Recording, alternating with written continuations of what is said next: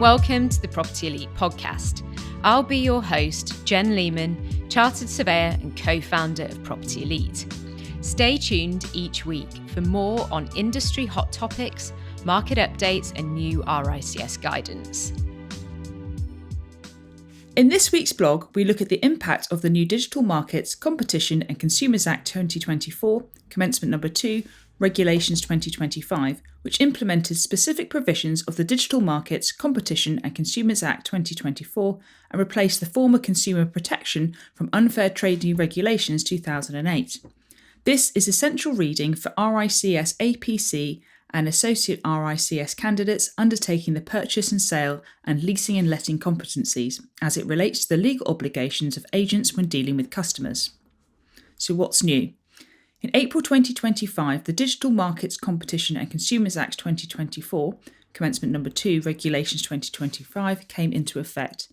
This implemented specific provisions of the Digital Markets, Competition and Consumers Act 2024 and replaced the former Consumer Protection from Unfair Trading Regulations 2008.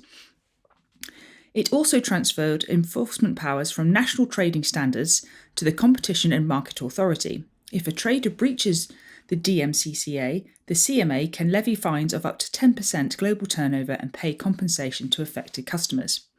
As a result, all existing guidance on the CPRs 2008 and material information has been withdrawn by NTS.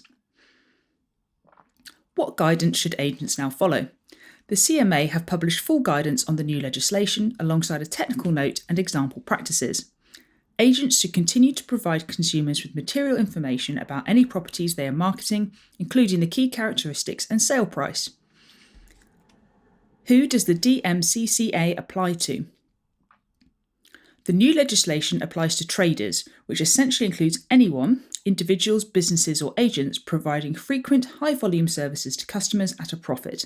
This includes estate and letting agents.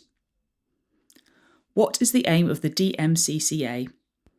Similarly to the CPR, the DMCCA regulates commercial practices that are unfair to consumers. What are unfair commercial practices? Under the Act, traders must act fairly and diligently when dealing with consumers. This also includes not being misleading or acting aggressively, for example, harassment, coercion, and undue influence. 32 practices are prohibited completely, whilst other practices are instead considered unfair or misleading if they will have an adverse impact on the decision-making of a consumer. Banned practices include misuse of trust marks, codes of conduct or endorsements, misleading promotional claims, deceptive marketing and false, fraudulent or incentivized reviews, illegal products, pressured selling, lack of or poor quality after-sales care, omitting information from invitations to purchase.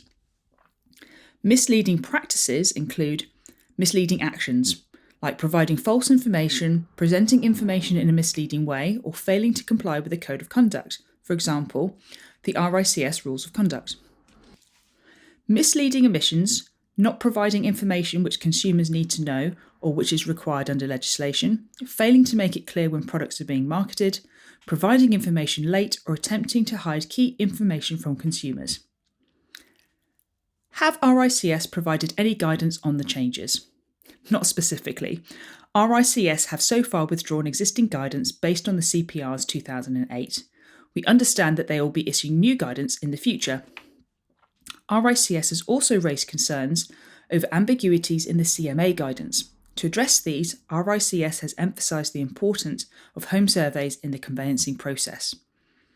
In the interim, the provisions of VPS 4 and VPGA 8 of the RICS valuation, Global Standards 2025, and UK VPGA 11 of the UK National Supplement apply, and all RICS members must follow the 5 rules of conduct. Thanks for listening to the Property Elite podcast this week. Head to our website to check out our full blog, free and paid support resources and services, free consultation for every single RICS APC and AssocRICS candidate, and also ask us any questions you have via the website chat blog. See you next week.